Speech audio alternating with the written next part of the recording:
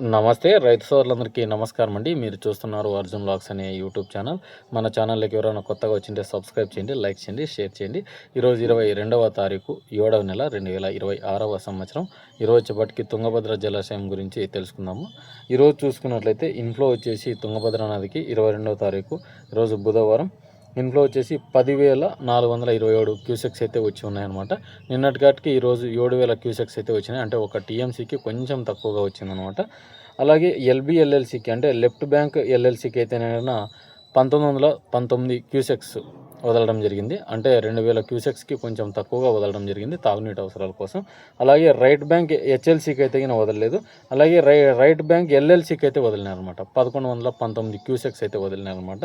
అలాగే ఆర్బీసీకి right bank canal మన Anantapuram Guntakal side అయితే తాగునీటి అవసరాలకి ఒక 50 క్యూసెక్స్ అయితే వదులుతున్నారనమాట. అలాగే మొత్తంగా నదిలో ఎంత ఉందంటే స్టోరేజ్ 26 టీఎంసీల 369 క్యూసెక్స్ అయితే ఉందన్నమాట. 26 టీఎంసీల 369 క్యూసెక్స్ మాత్రమే ఉండిందనమాట. ప్రజెంటు కొంచెం తక్కువగానే ఉంది. నిన్నటి కాటికి ఒక టీఎంసీ అయితే పెరిగిందని చూసుకోవచ్చు అనమాట. ఎందుకంటే మొన్న వర్షాలు కురవడం వల్ల ఒక 2 రోజుల నుంచి ఆ ఇన్ఫ్లో అనేది స్టార్ట్ అయింది. ఇంకా భారీ వర్షాలు కురవాలని కోరుకుందాం. ప్రజెంట్ సిచ్యువేషన్ ఎట్లుందంటే ఈ రైతులు మనం ఇప్పుడు విత్తనాలు వేసుకుంటే మిర్చి విత్తనాలు లేకుంటే పత్తి కానీ లేకుంటే మొక్కజొన్న కానీ ఏవి వేసుకోవాలన్నా కూడా ఒక 3 నెలలన్నా సాగుకు అనుకూలం కావాలన్నమాట. అయినా కూడా ఇప్పుడు ప్రజెంట్ సిచ్యువేషన్ అలా కనిపించడం లేదు. కొంచెం ప్రత్యామ్నాయాలు వెతుకుతున్నారు. అంటే వేరే డ్యాముల నుంచి ఏమన్నా ఇన్ఫ్లోస్ వస్తే ఇక్కడికి నదుల అనుసంధానం చేస్తారేమో చూడాలన్నమాట. ఎందుకంటే ప్రజెంట్ సిచ్యువేషన్కి పాస్ట్ సిచ్యువేషన్కి చాలా తేడాలు అయితే గమనించవచ్చు అనమాట. ఎందుకంటే ఇక్కడికి వచ్చేపాటికి ఇన్ఫ్లోస్ పెద్దగా రావటం లేదండి. శ్రీశైలం కానీ తుంగభద్ర కానీ ఇప్పుడు ఆల్మట్టి ఒకటే ఒక 98 టీఎంసీలేమో వచ్చింది నిన్నటికి. అంటే ఈరోజు 100కి చేరుకుంటుంది.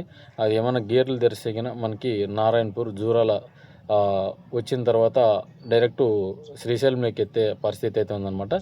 ఎందుకంటే నారాయణపూర్ కూడా 33 టీఎంసీల సామర్థ్యం గలది.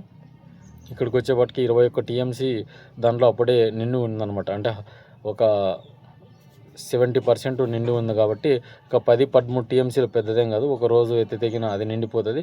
దాని నుంచి జూరాల నుంచి మళ్ళీ శ్రీశైలంకి అయితే వచ్చే పరిస్థితి అయితే కనిపిస్తుంది అనమాట. అంటే ఇప్పుడు శ్రీశైలం కూడా ఇన్ఫ్లో స్టార్ట్ అవుతుంది. అది ఎన్ని రోజులు వస్తే మనకు నిండుతుంది అనేది చూడాలన్నమాట. ఎందుకంటే ప్రస్తుతం 40 టీఎంసీలకు కొట్టుమిట్టాడుతుంది. 40-41కి అంతకుమించి కనిపించడం లేదు. అది చూసుకొని మళ్ళీ ఇన్ఫ్లోస్ ఏమన్నా స్టార్ట్ అయితే శ్రీశైలంకి అయితే కంటిన్యూషన్గా రావాలని కోరుకుందాం. ఇక ఇదండి వీడియో మన వీడియో నచ్చింటే లైక్ చేయండి, సబ్స్క్రైబ్ చేయండి. చాలామంది చూస్తున్నా కానీ సబ్స్క్రైబ్ చేయాలి.